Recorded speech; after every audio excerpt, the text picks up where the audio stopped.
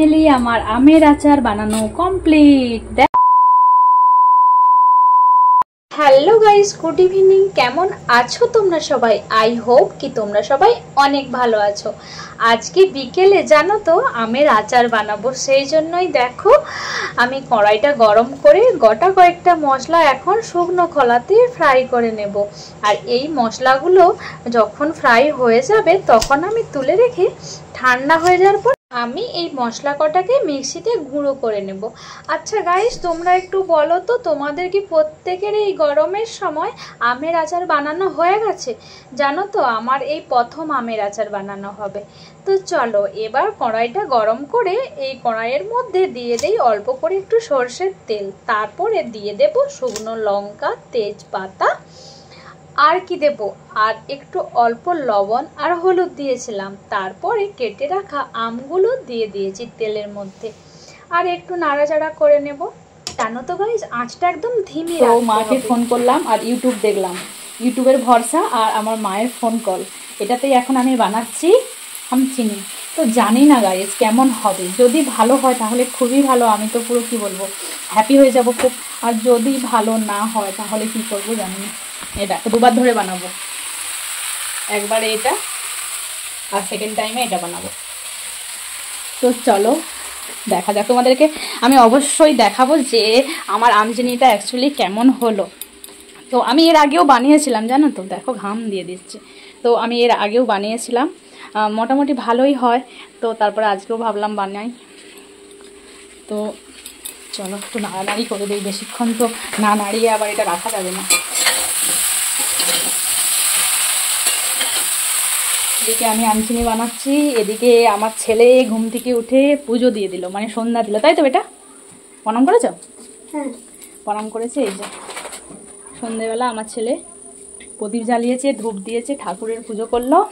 এখন ওকে একটু দুধ গরম করে দেবো, দুধ বিস্কুট, আর আমি একটু চা বানিয়ে খাবো। গরম তাও একটু চা খেতে ইচ্ছে হচ্ছে, কারণ একটু কাজ করলে না চা না খেলে কাজ করার মন থাকে না কাজে। গাইস দেখো আমটা পুরো ভাজা ভাজা হয়ে গেছে, আর এখানে আছে আমার চিনি। তো এই চিনিটা আমি কিভাবে দেব, পুরো চিনিটা কিন্তু দেবো না, তো সেই জন্য ভাবলাম যে চিনিটা একটু কম করে দিই। দাঁড়াও। তো গাইস আমি এই চিনিটা এবার এই আমের মধ্যে ঢেলে দেব।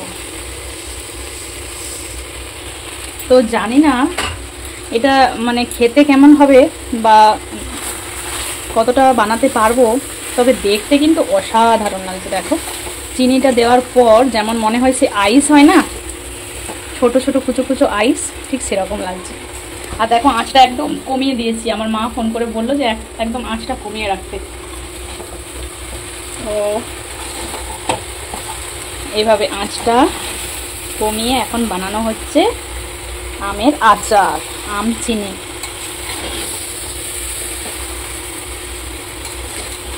এইভাবে অল্প আঁচে এটা রাখতে হবে। তো হোক এদিকে। আর আমার ছেলে দেখো কি দিয়ে গেছে, এই যে এটা দিয়ে গেছে। এখন আমি খাবো, দারুণ স্বাদ। আর কেউ খাচ্ছে এখানে। কি খাচ্ছ তুমি? আচ্ছা বিঙ্গো আর ম্যাঙ্গো জুস। দেখি আমার একটু ম্যাঙ্গো জুস।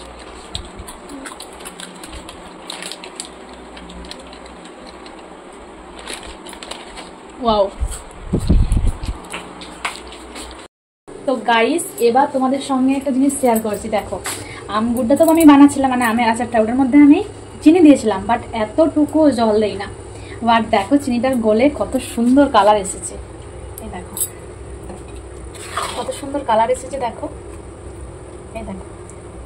তো এটা কিন্তু একদম ধিমি আঁচেই হচ্ছে, এই দেখো একদম ধিমি আঁচে হচ্ছে। আর আমার কিন্তু বেশ ভালো লাগছে, কারণটা কি জানো তো, আমগুলো না বেশ গোটা গোটা আছে, একদম ঘাটা গোলা এসব কিছু হয়ে যায় না জানো তো। দেখো কি দারুণ লাগছে, দেখেছো?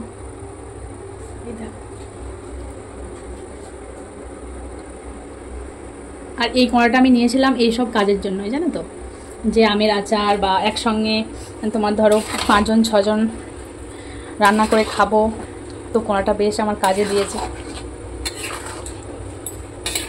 কি সুন্দর কালারটা এসেছে, আর আমগুলো পুরো গোটা গোটা আছে, দেখো গাইস।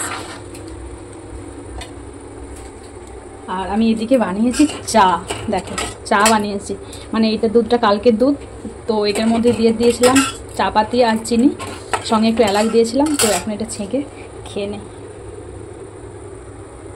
তো গাইস, তোমরা যদি আমার এই ভিডিওটা দেখার পর তোমরাও যদি এরকম আমের আচার বানাতে চাও, তাহলে তোমাদের আমি একটা কথা বলবো যে যদি তোমাদের আমের পরিমাণটা আমি যে ঠিক যেরকম নিয়েছিলাম, আর তোমাদের কড়াইটাও যদি আমার এরকম কড়াইটার মতো হয়, তাহলে তোমরা প্লিজ আমি যতটা আম নিয়েছিলাম অতটা আম নিও, বা ওর থেকে কম নিও, কিন্তু প্লিজ কেউ ওর থেকে বেশি আম নিও না। দেখো এটা বলছি তার কারণ গ্যাসের আঁচটা এরকম ধিমি করা আছে, তারপরেও দেখো কিভাবে ফুটছে, মানে চিনিটা পুরো গলে গেছে, আর আম থেকেও একটু জল বেরিয়েছে নিশ্চয়ই। তো তারপরে এরকমভাবে মানে ফুটছে। তো যেহেতু চিনির জল আর আম থেকে একটু জল বেরোনোর পর অনেকটাই পরিমাণে একটু বেশি লাগছে, তো ওদের ফোটার জন্য একটু পেস্ট প্রয়োজন। তো যদি কড়াইটা থেকে বেশি আম হয়ে যায় তাহলে কিভাবে ফুটবে বলো? তো সেই জন্য তোমাদের আমি বললাম যে বেশি আম নিও না, মানে তোমার কড়াই যেরকম হবে সেই অনুপাতে আম নিও। বেশি করে আম নিলে কিন্তু তোমরা এরকম মানে আরও মানে পড়ে যাবে এরকম সম্ভাবনা থাকবে। দেখো আমার তো মানে কড়াইটার অনুপাতে আমটা আমি মোটামুটি ঠিক নিয়েছি, একদম পারফেক্ট নিয়েছি। আমি ভাগ্যিস রেখে দিয়েছিলাম আম কটা, যদি আমি নিয়ে নিতাম তাহলে কি হতো। দেখো আমি এখন আঁচটা একটু বাড়িয়ে দেবো, আমি যদি আঁচটা এখন বাড়িয়েও দেই তো এইভাবে ফুটে উঠবে। দেখো দেখেছো কীভাবে ফুটে উঠেছে।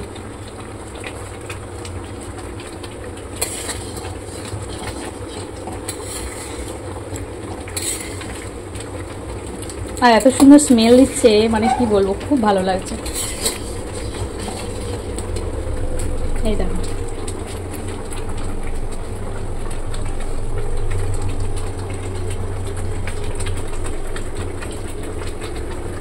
আঁচটা কমিয়ে দিই।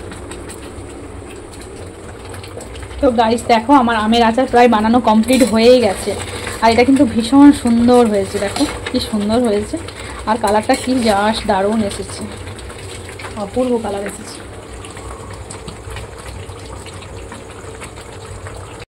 ফাইনালি আমার আমের আচার বানানো কমপ্লিট। দেখো কত সুন্দর আচারটা বানিয়ে নিয়েছি। তোমাদের কেমন লাগলো তোমরা অবশ্যই জানিও আমার এই আমের আচারের রেসিপিটা। আমার তো ভীষণ ভালো লেগেছে, খুব সুন্দর হয়েছে, আর কালারটাও কিন্তু জাস্ট পাও এসেছে। এই দেখো আচারের কড়াই নিয়ে বসে পড়েছি, এখন আচারটা রাখবো পতিলায়। আর তার আগে দাঁড়া, কলিং বেল বাজাচ্ছে, মনে হচ্ছে আমার হাজব্যান্ড এসেছে। কোন হাজব্যান্ড চলে এসেছে।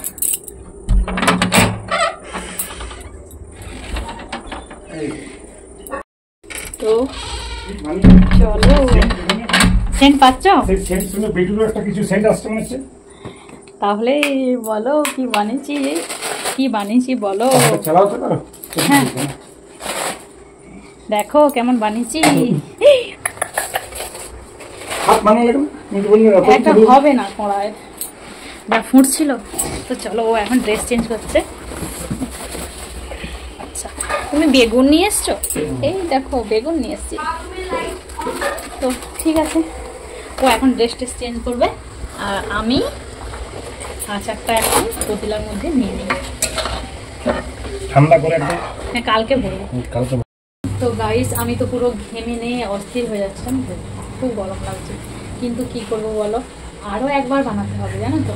দেখো এই পতিলাটা এটা হয়েছে, এটা রাখলাম এটার মধ্যে। তো এখন কড়া ধোবো, ধুয়ে পরিষ্কার করে আবার একবার বানাবো। তো চলো, গরমও পাচ্ছে কিন্তু। জানো তো গাইস, রাত্রে আর তোমাদের সঙ্গে ভিডিও করার মতো আমার মানসিকতা ছিল না, কারণ আমি খুব টায়ার্ড হয়ে পড়েছিলাম। তো সকালে স্নান ধান করে তারপরে এখন এলাম তোমাদের সামনে কালকের আচারগুলো নিয়ে। তো দুটো জার আছে আমার কাছে, তো বেশি আচারটা নিয়ে নেব ওই বড় বোলটার মধ্যে, আর কম আচারটা নেব ছোট বোলটার মধ্যে। আর এই ভিডিওটা আমি সকালবেলা ওই স্নান ধান করে পুজো পাঠ করে তারপরে করেছিলাম, কেননা ভাবলাম যে আচার জিনিস যেহেতু সেই জন্য মানে কালকের মানে বাসি গায়ে বলতে পারো ওটাতে আমি টাচ করি না। তো একদম ভরে নিয়েছি দুটো জারে, বেশ সুন্দরভাবে ভরে গেছে জানো তো। আর এখন আমি যেটা তোমাদের সঙ্গে শেয়ার করেছিলাম যে বড় আচারটা থাকবে আমার হাজব্যান্ডের জন্য, একটা শ্বশুরমশাইকে বা আমার দাদাকে দেব। তো যাই হোক, তোমাদের কেমন লাগলো আমার এই আচারের রেসিপিটা তোমরা অবশ্যই প্লিজ কমেন্ট করে জানিও। আর যদি তোমাদের ভালো লাগে তোমরা অবশ্যই একটা লাইক করো, সাবস্ক্রাইব করো, পাশে থেকো। তো আরও সুন্দর সুন্দর ভিডিও দেওয়ার তোমাদের চেষ্টা করব। তো জানি না এই ভিডিওটা তোমাদের কেমন লাগলো। তো চলো দেখা হচ্ছে নেক্সট আরও একটি ভিডিওর সঙ্গে, ততক্ষণে টেক কেয়ার, বাই বাই।